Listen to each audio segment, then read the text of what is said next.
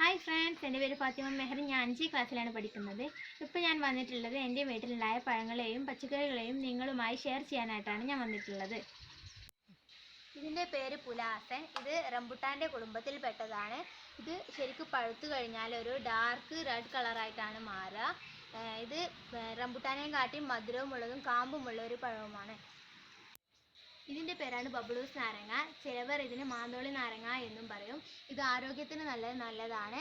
ഇത് നമ്മുടെ ശരീരത്തിൻ്റെ വെയിറ്റ് കുറക്കും. അതുപോലെ തന്നെ ബ്ലഡ് പ്രഷർ നിയന്ത്രിക്കാനും ഇത് സഹായിക്കും.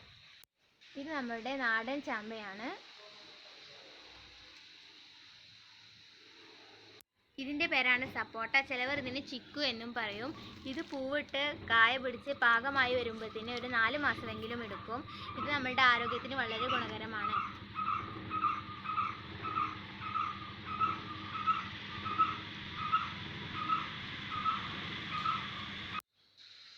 ഇതാണ് അൽഫോൺസ മാമ്പഴം. ഇത് ഏകദേശം ഒരു ഡാർക്ക് ഗ്രീൻ കളറാണ്.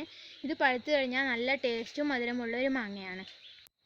ഇതാണ് തായ്ലൻഡ് ചാമ്പ. ഇത് ഏകദേശം ഒരു ആപ്പിളിൻ്റെ ടേസ്റ്റാണ്. ഇത് വേനൽക്കാലത്താണ് നല്ല മധുരം ഉണ്ടാവുക. ഇത് പിന്നെ